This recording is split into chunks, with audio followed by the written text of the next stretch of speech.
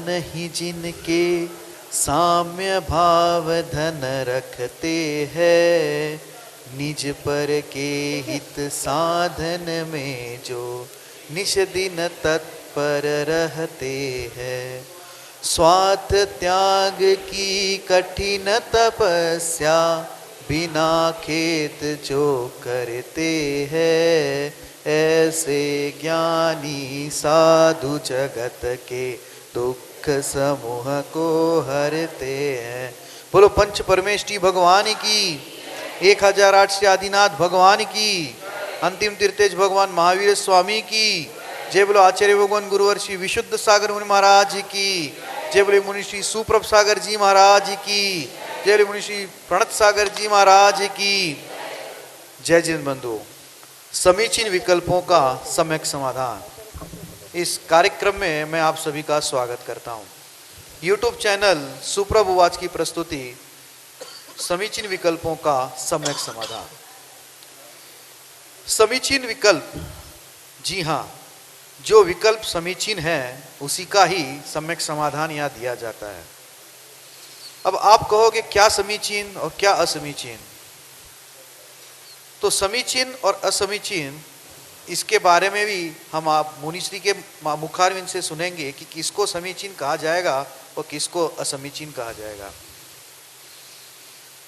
यह जो कार्यक्रम है आचार्य भगवान गुरुदेव विशुद्ध सागर महाराज जी के जन्म जयंती, स्वर्णिम जन्म जयंती की उपलक्ष्य पर चल रहा है एवं उनकी अनुकंपा एवं उनके आशीर्वाद से ही यह कार्यक्रम अपने उन्नति को प्राप्त हो रहा है।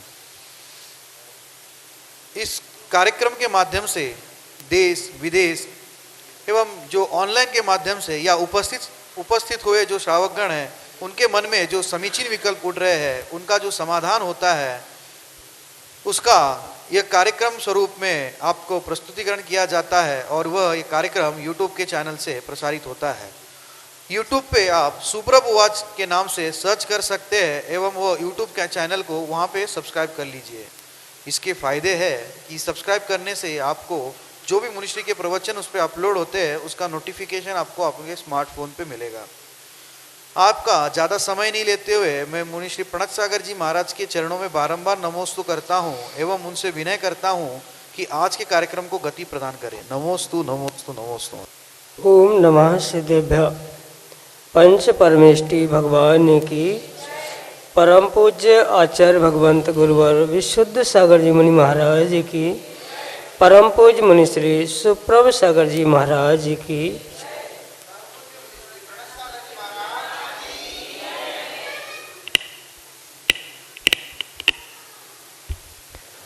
समीचीन विकल्पों का सम्यक समाधान।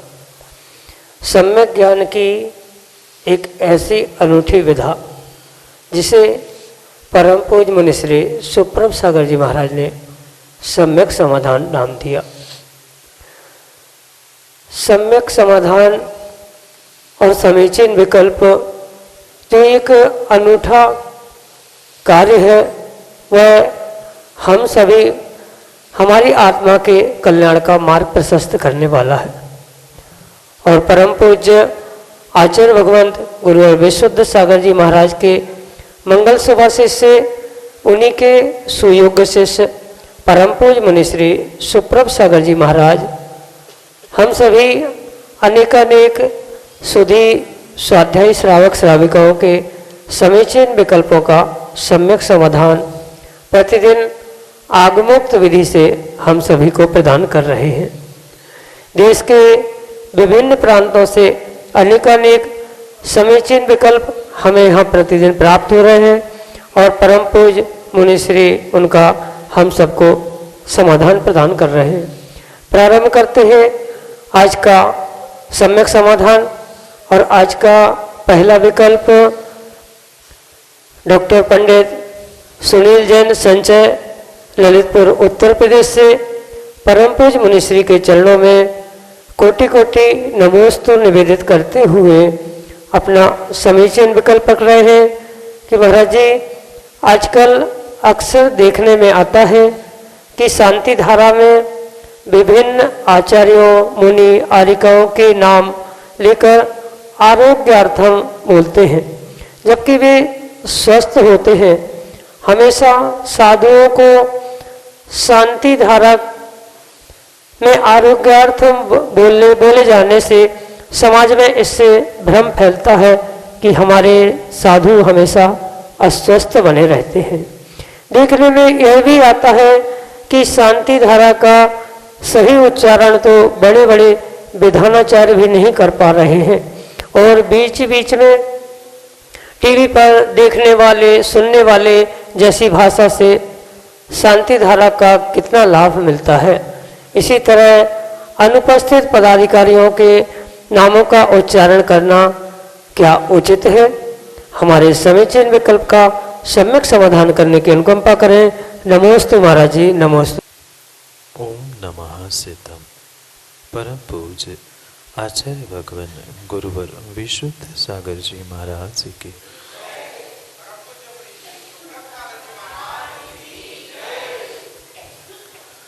शांति धारा में नामों का उच्चारण, चाहे वह प्रत्यक्ष परोक्ष रूप कोई कमेटी के सदस्य पदाधिकारियों का होना या किसी के स्वास्थ्य लाभार्थम या देखने वाले, सुनने पढ़ने वाले आदि जो भी भाषा का प्रयोग वर्तमान में प्रारंभ हुआ है, वह मात्र और मात्र ये वर्तमान के कुछ जीवों का ही उस अर्थ लाभार्थम किया गया यह कार्यक्रम है। पूर्व काल में या पूर्वाचार्यों ने जहाँ भी शांति धारा आदि का उच्चारण पाठ आदि लिखा है, वहाँ पर जो उन्होंने अस्माकम, अस्माभ्यः आदि शब्दों का पठन वाचन लेखन आदि किया है, वहाँ पर ऐसा उनका अभिप्राय है कि प्रत्येक व्यक्ति जो उस शांति धारा से संलग्न है, वह उस समय पर अपना अपना नाम वहाँ पर ले ले और उसके स्वयं के नाम उच्चारण से ही वह शांति धारा होनी चाहिए थी। पर जो वर्तमान में शांति धारा संस्कृत भाषा में और नाम और क्रिया प्रयोजन आदि जो अन्य भाषाओं में पढ़े जाते हैं, वास्तव में आगम के परिप्रेक्ष्य में वह शांति धारा परिपूर्ण रूप से खंडित ही मानी जाती। सामान्य रूप से जो मंत्र जिस भाषा में हुआ करते हैं, उस मंत्र को उस भाषा से ही संदर्भित नाम क्वचित कदाचित कहीं जुड़े जा रहे हैं, तो वह तो फिर भी समीचीनता और सम्यकपना हो सकता है। पर अक्सर देखने में यही आता है कि 10 मिनट की मात्र शांति धारा होती है। उस 10 मिनट में या 10 मिनट 15 मिनट की जितनी भी शांति धारा है, उसमें आधे से अधिक समय नाम लेने में जाता है और आधे से कम समय मात्र मंत्रों का उच्चारण होता है। किसी का नाम लेना, किसी के लिए भावना भाना, ये कोई शांति धारा के मंत्र नहीं है। और शांति धारा को मंत्रों के साथ ही मंत्रित करके ही जो कलश की धारा है, उसे शांति धारा कहा है। माना कि आधे घंटे की या 10 मिनट की शांति धारा में आधे से अधिक समय मात्र नाम इसका उसका और वो भी पता नहीं कौन सी भाषा का मिश्रण करते हुए किया जा रहा है, वह किंचित में आगम के परिप्रेक्ष्य में वह शांति धारा का मंत्र नहीं कहा जाएगा। आगम के भाषा में उसे तो खंडित ही धारा कह ली जाएगी मंत्रों की अपेक्षा से। इसलिए यह वास्तव में मात्र जो क्रियाएं वर्तमान में प्रारंभ हुई है, वह एक लोभ और धन लाभार्थ की अपेक्षा से ही प्रारंभ हुई है, वह किंचित भी समीचीन नहीं है। और रही बात जो साधु आरिका आदियों के स्वास्थ्य लाभार्थम आदि शब्दों के द्वारा बार बार प्रतिदिन वह स्वस्थ होने पर भी कहा जा रहा है, हो सकता है पढ़ने वालों का अभिप्राय ये हो कि भविष्य में भी कभी उन्हें अस्वस्थता ना हो, इसलिए प्रतिदिन करते हैं।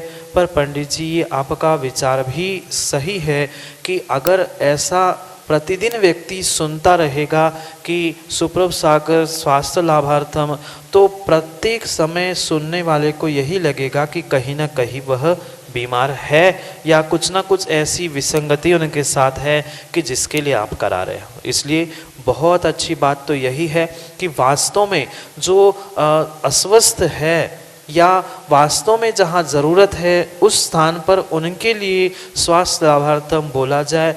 या मैं तो यही कहता हूँ कि नाम हर व्यक्ति अपना अपना ले ले। अगर कोई बेड पर पलंग पे पड़े पड़े, क्योंकि कोरोना के समय में अक्सर देखने में आया कि व्यक्ति बेड में पड़े पड़े पे ही, कुर्सी पे ही शांति धारा देख रहा है, अभी नहाया नहीं है, कुछ नहीं है, और मात्र टीवी पर देख के पुण्य प्राप्त करना चाहता है। जब तक उस क्रिया में हम स्वयं संलग्न नहीं हैं तब तक उस क्रिया का फल हमें मिलने वाला नहीं है। अनुमोदना का फल भी तभी मिलेगा जब उसकी अनुमोदना करने योग्य स्थिति में हम होंगे। इसलिए इन सभी बातों को देखकर हमें यही निर्णय करना होगा, ये मात्र भौतिकता में उठाए गए हुए कदम है, वास्तविकता से उससे कोई लेना देना नहीं है। क्योंकि जो विधानाचार्य, पंडित, विद्वान, त्यागी, व्रती भी जो शांति धारा का उच्चारण कर रहे हैं, किंचित भी शांति धारा के मंत्रों में थोड़ी सी भी अगर कहीं गड़बड़ है, अशुद्धि है, तो करने वालों के साथ साथ बोलने वालों को भी उसका अशुद्ध रूप से फल मिलेगा। उसमें कोई विकल्प या प्रश्न चिन्ह खड़ा करने की कोई आवश्यकता नहीं है। इसलिए जो उच्चारण आदि करना है हमारे परिप्रेक्ष्य में यह किंचित भी उचित नहीं है। जो आपका विकल्प है वह विकल्प वास्तव में विचारणीय है। भौतिकता को छोड़कर आगम के परिप्रेक्ष्य को समझकर वास्तविक क्रियाओं को कराते जाए और करने को प्रवृत्त किया जाए, यही आपके लिए सम्यक समाधान है। अगला विकल्प बड़ा गांव मध्य प्रदेश से श्रीमती सुलेखा जैन हटैया परम पूज्य मनीषी के चरणों में सपरिवार कोटि कोटि नमोस्तु निवेदित करते हुए अपना समीचीन विकल्प रख रहे हैं कि महाराज जी वैयावृत्ति कितने प्रकार की होती है। सम्यक समाधान के माध्यम से हमारे समीचीन विकल्प का सम्यक समाधान करने की अनुकंपा करें। नमोस्तु महाराज जी, नमोस्तु। आगम में वैयावृत्ति के उमास्वामी महाराज की अपेक्षा से 9-10 भेद प्रस्तावित किए गए, जहाँ 9वें अध्याय में आचार्य भगवंत 24 नंबर के सूत्र में उसका विशेष रूप से व्याख्यान करते हैं। आचार उपाध्याय तपस्वी श्रेष्ठ ग्लान गण संघ साधु मनोज्ञानम। इस सूत्र के अंतर्गत आचार्य महाराज वैयावृत्ति के भेद हमें बताते हैं। जो दीक्षा शिक्षा देने में अपने आप को लगाए हुए हैं, पंचाचार का पालन करने कराने में लगे हैं, ऐसे साधु को आचार्य कहते हैं। और आचार्य परमेष्ठी की उनके अनुकूल क्रियाओं को क्रियान्वित करने के लिए सहयोग करना वह उनकी वैयावृत्ति है। वैयावृत्ति का मतलब मात्र हाथ पैर दबाना आदि नहीं है, अपितु उनके अनुकूल क्रियाओं को करना, उनको अनुकूलता प्रदान करना, यह उनकी वैयावृत्ति कही है। वह 10 प्रकार की वैयावृत्ति, आचार्यों की अनुकूल क्रियाओं को करना वह आचार्य वैयावृत्ति है।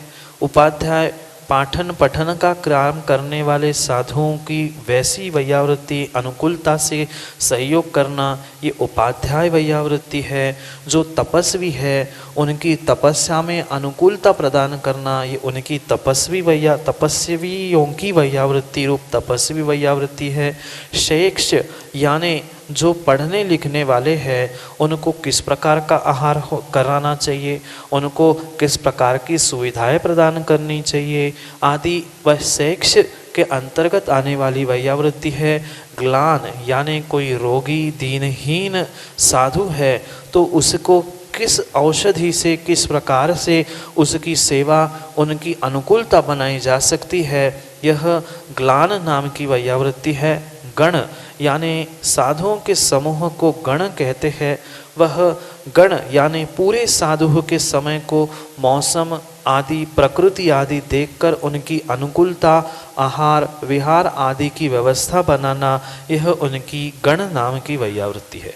पुनः जो आचार्य परंपरा से एक साथ रहने वाले कुल के साधु है उनकी वैसी वैयावृत्ति करना, ये कुल नाम की वैयावृत्ति है।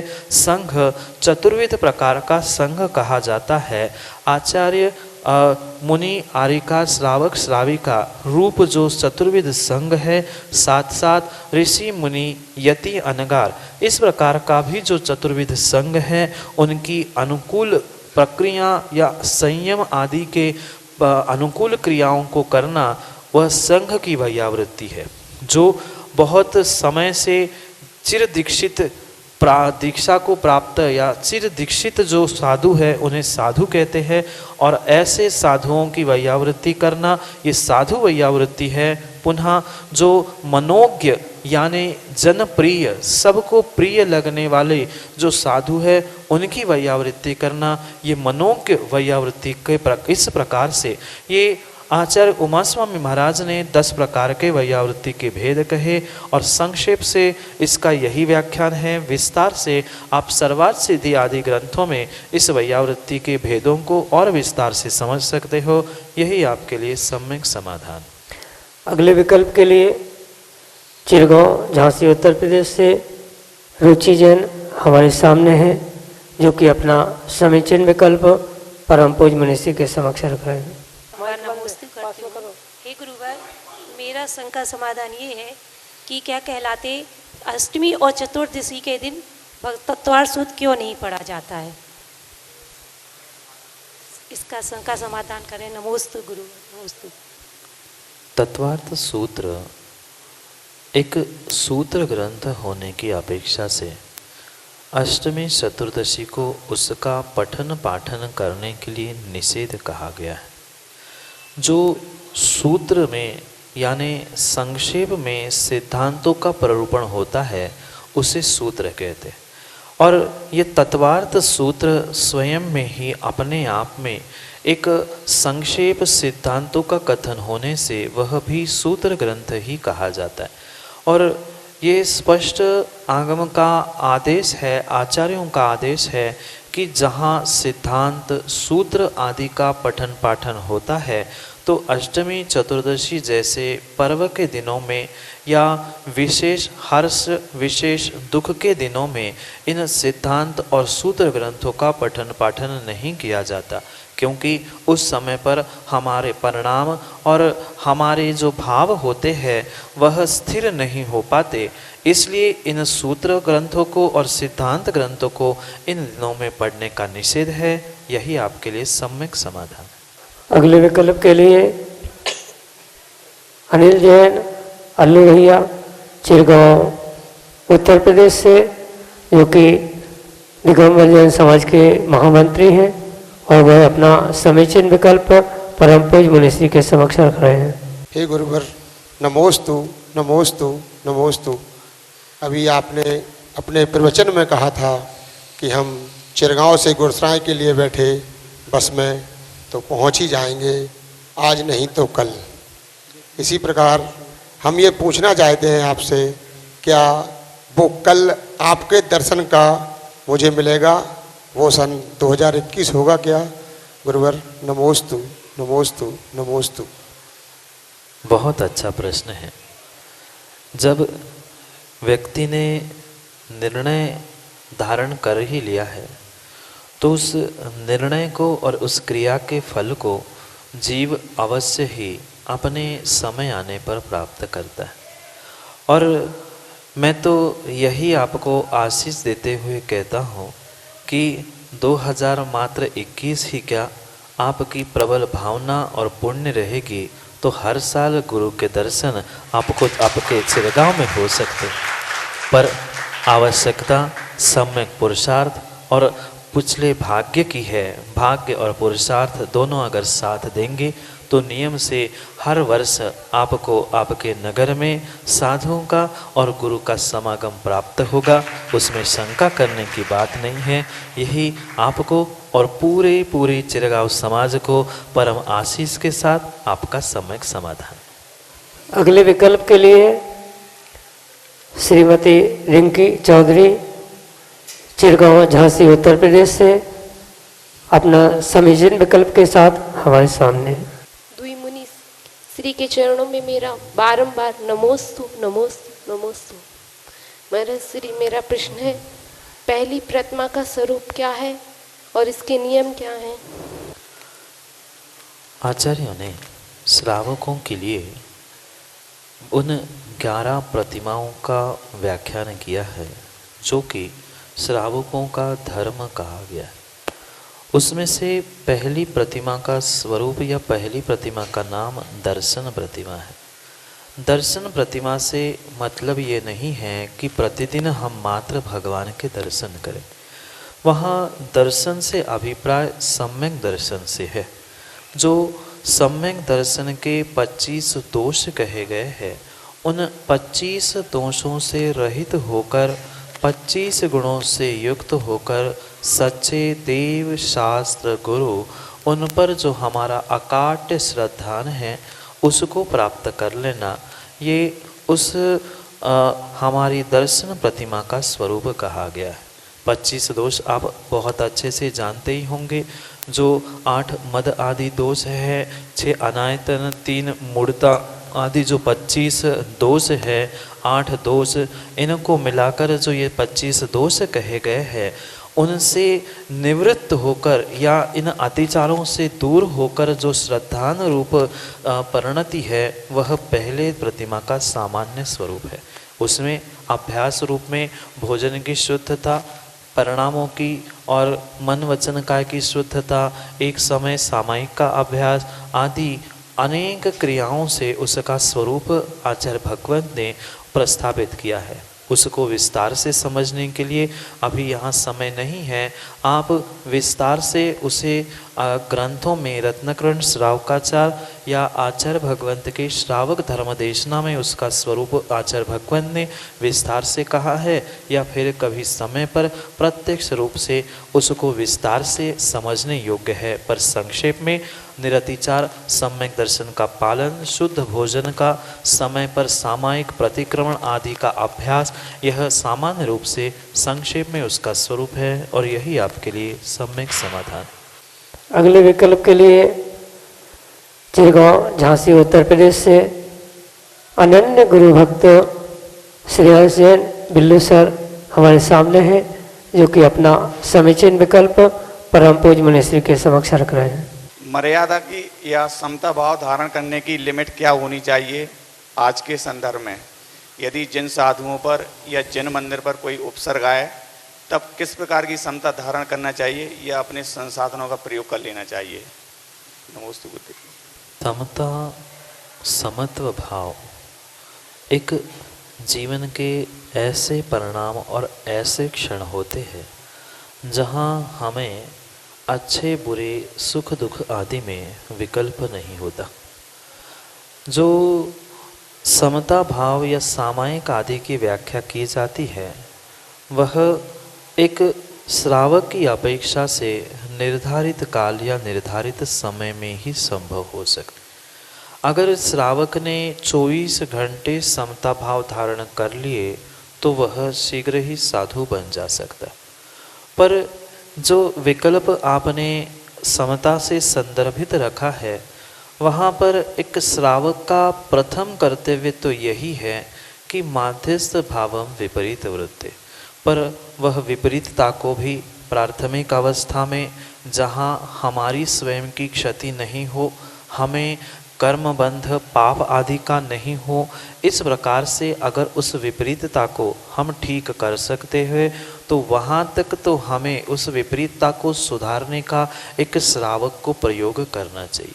समता की या समत्व की कोई लिमिट मर्यादा नहीं है, उसकी चरम सीमा ही साधुता है, निर्ग्रंथता है। पर एक श्रावक के लिए उसकी कुछ मर्यादा समय की अपेक्षा से या शक्ति की अपेक्षा से हो सकती है, पर उसका अर्थ ये नहीं है कि हम धर्म की, धर्म आयतनों की रक्षा के पीछे अपना सर्वस्व लुटाकर किसी भी प्रकार से किसी को मारने, पीटने या हिंसा करने के लिए प्रवृत्त हो जाए। कम से कम ये साधु के मुख से तो रवि भाई नहीं निकलना चाहिए कि हमारे निमित्त से भी तुम हिंसा कर सकते हो। एक श्रावक का यह मुख्य कर्तव्य है, जितना स्वयं की समता परिणामों को संभालना आवश्यक है, उतना ही धर्म और धर्म आयतनों की रक्षा करना यह भी एक श्रावक का कर्तव्य ही कहा गया है। पर उनकी रक्षा तो होनी चाहिए, पर रक्षा के निमित्त से हिंसाजन्य क्रियाओं को नहीं घटित करना चाहिए। माना कि आप धर्म और धर्म आयतनों की रक्षा करने के लिए तैयार हो चुके हो और लड़ने के लिए भी खड़े हो गए, माना कि कुछ ऐसे पाप कर्म के उदय से आपको ही कुछ क्षति पहुंच गई या किसी धर्मात्मा को कुछ हो गया, तो धर्म ने तो आप जैसे एक अच्छे धर्मात्मा को विलीन करने के या क्षति प्राप्त करने रूप एक नुकसान को प्राप्त कर लिया। इसलिए बहुत अच्छी बात यही है कि प्रथम तो हम अपनी धर्म की, स्वयं की धर्म की सुरक्षा के साथ साथ धर्म और धर्म आयतनों की सुरक्षा का प्रयास करें। उसमें अगर हम सफल नहीं हो पा रहे हैं तो वहाँ हमें विपाक विचय, अपाय विचय रूप धर्म ध्यान को धारण करना होगा।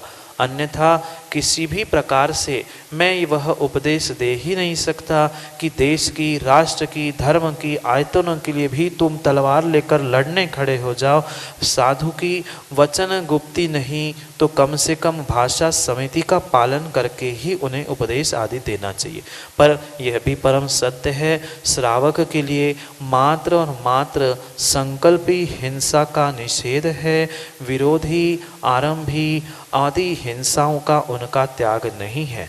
एक उत्कृष्ट श्रावक की, एक विवेकवान श्रावक का यही विवेक हुआ करता है कि हम कौन से समय पर कौन सा कार्य कितने अंशों में करें, यह हमारा और श्रावक का स्वयं का विवेक होना चाहिए। समता भी आवश्यक है और धर्म आयतनों की भी रक्षा उतनी ही आवश्यक है। इसलिए स्वयं का विवेक और स्वयं की बुद्धि से समय की, काल की और उन घटनाओं की तारतम्यता को समझकर उसके विषय में हमें निर्णय करना आवश्यक है। उसको एक स्थूल रूप से एक साथ जोड़कर सबका निर्णय एक साथ नहीं किया जा सकता। जैसे कोर्ट में भी कोई घटना या किसी क्रियाओं के लिए कुछ रिजल्ट देना होता है तो आगे पीछे की सब बातों को समझकर उस पर विचार विमर्श करने के उपरांत ही उसके विषय में जज आदि निर्णय देते हैं। ऐसे ही वह सभी रूप से समझ कर ही हमें उसके विषय में निर्णय देना और समझना होगा। इसलिए हमारी स्वयं की समता भी नष्ट नहीं हो, धर्म आयतनों की भी, गुरु, शास्त्र, देव आदि की भी क्षति प्राप्त नहीं हो, ऐसी सम्यक परिणति एक श्रावक को करने योग्य होती है। मात्र उसकी संकल्पी हिंसा का त्याग होने से अगर कोई आपको या धर्म आयतनों को नष्ट करने में प्रवृत्त है तो उसके विरोध में या उसकी सुरक्षा में तो आप खड़े हो सकते हो, पर उसका अर्थ ये नहीं है कि इस हिंसा से हम बच सकते हैं। माना कि क्वचित कदाचित उसके निमित्त से भी हिंसा प्रकट हो चुकी है या हिंसा हुई है तो उसके लिए भी आप भविष्य में गुरु महाराज से प्रायश्चित आदि ग्रहण करके अपने उन दोषों का, हिंसा आदि का प्रक्षालन कर सकते हैं। इसलिए ये एक श्रावक का स्वयं का विवेक है कि हम कितने हद तक उस समता को या उस घटना को, दुर्घटना को साध सकते हैं। पहले तो प्रयास साधने का करना, फिर समझाने का करना, और फिर ना हम नहीं समझ पाए, समझा पाए तो अपने स्वयं के धर्म की और स्वयं की रक्षा करते हुए ही कोई कदम उठाना, यही आपके लिए सम्यक समाधान। अगले विकल्प के लिए माही जैन, चिरगांव, झांसी उत्तर प्रदेश से हमारे सामने है, जो कि अपना समीचीन विकल्प परम पूज मनीश्री के समक्ष रख रहे हैं। नमोस्तु महर्षि। महर्षि, ये सोले का अर्थ क्या है? जैसे कि हम इसको सोला कहते हैं, सोले का भोजन बनाना, सोले के वस्त्र पहनना, और इसका एक तरीके से मजाक उड़ा दिया गया है 16-17 बोल के। और क्या मन की शुद्धि कभी वस्त्र की शुद्धि से बड़ी हो सकती है? नमोस्तु महर्षि। कितनी अच्छी बात है। भले ही बालक उम्र का कच्चा हो, पर ज़रूरी नहीं है कि वह बुद्धि से भी कच्चा हो। जो वास्तव में आज सौले के नाम पर जो भूत सवार है, वह एक मात्र भूत ही है। जो भोजन की शुद्धि, वस्त्रों की शुद्धि, जो कुछ भी आगम में बताई गई है, वह मात्र और मात्र माँ ही स्वयं के मन की और परिणामों की विशुद्धि के लिए। सोले के वस्त्रों के पीछे या सोले के भोजन के पीछे अगर माँ किंचित भी हमारे परिणामों की अशुद्धि हो रही है, तो हमारा वह वस्त्र की शुद्धि या उस भोजन की शुद्धि का करना कोई भी उसका फल देने वाली नहीं है। इसलिए ये जितनी भी आगम में बाह्य शुद्धि की बात कही गई है, वह बाह्य शुद्धि मात्र अंतरंग शुद्धि को ही प्राप्त करने के लिए है। जैसे बहिरंग तप अंतरंग तप की वृद्धि के लिए है, ऐसे ही ये बहिरंग शुद्धि अंतरंग परिणामों की और मन की शुद्धि विशुद्धि के लिए ही की जा रही है, अन्य उसका कोई भी प्रयोजन नहीं है। और बेटा, इसके पीछे एक वैज्ञानिक कारण यह भी होता है कि जो ये अशुद्ध वस्त्र या अशुद्ध भोजन होते हैं, उससे जो निकलने वाली जो निगेटिव ऊर्जा या अशुद्ध वर्गणाएं होती है, वह अशुद्ध वर्गणाएं हमारे परिणामों को, हमारे मन को प्रभावित करती है। इसलिए शुद्ध भोजन और शुद्ध वस्त्र आदि की संकल्पना आगम में की है, पर उनके पीछे ही अगर जीव अपने परिणामों की विशेष अशुद्धि कर रहा है, तो उसका वह 16 किंचित भी काम का नहीं है। ना वह 16, 17, 18 इस अपेक्षा से वह 16 नहीं है, अपितु ये जिन्होंने उन क्रियाओं को समझा नहीं है, वह उसमें उलझकर उसको अन्य अन्य भाषाओं में कहते हैं। पर ये परम सत्य है कि दोनों स्थानों पर अतिरेक हो रहा है।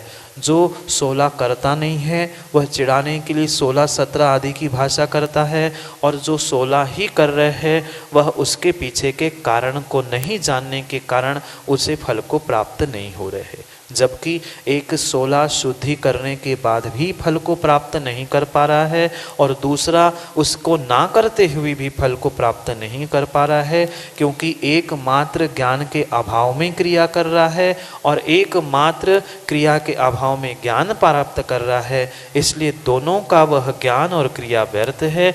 विवेक के साथ शुद्धि के वस्त्र, शुद्धि के भोजन के साथ अपने शुद्ध परिणामों को धारण करने के लिए जो हमारी 16 आदि की क्रिया चल रही है, चाहे अभिषेक, दान या भोजन आदि की क्रिया हो, उन अशुद्ध वर्गणाओं से बचने के लिए शुद्ध वस्त्र, शुद्ध भोजन किया जाता है। क्योंकि अशुद्ध वस्त्रों के साथ आप बाजार आदि आदि अनेक अशुद्ध स्थानों पर घूमते हो।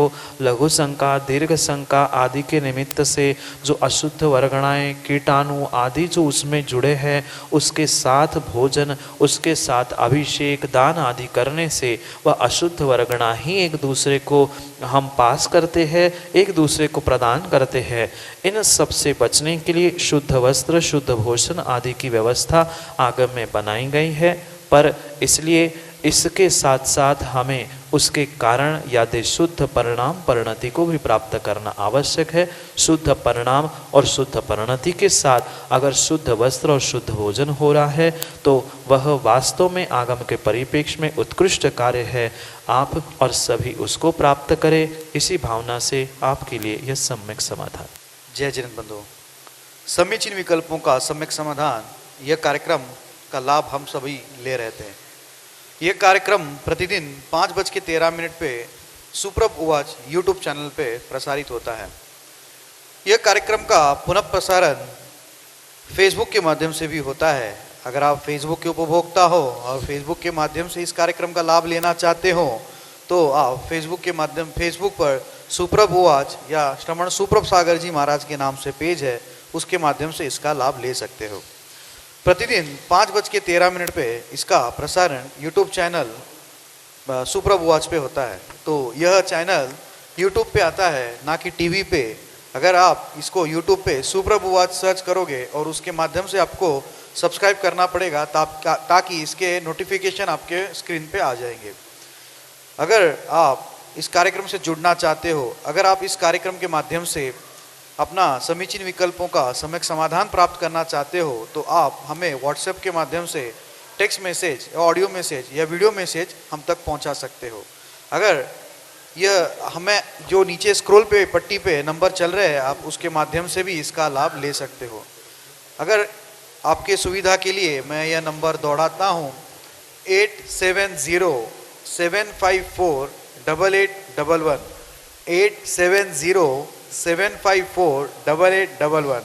एक अन्य नंबर भी है 7415306441। आप अगर जीमेल के उपभोक्ता हो या जीमेल के माध्यम से अपना समीचीन विकल्प भेजना चाहते हो तो हमारा जीमेल आईडी है samyak.samadhan@gmail.com। तो बंधु, हमने देखा कि कैसे मुनि श्री सुप्रभ सागर जी महाराज ने अपने मुखारविंद से हमारे जो मन में उठने वाले, उथल पुथल करने वाले जो समीचीन विकल्प है उसका समाधान दिया, सम्यक समाधान इस कार्यक्रम के माध्यम से। मैं दोनों मुनिश्री के चरणों में बारंबार नमोस्तु करता हूँ एवं उनसे यह प्रार्थना करता हूँ कि उनका यह आशीष ऐसा ही बना रहे। नमोस्तु नमोस्तु नमोस्तु।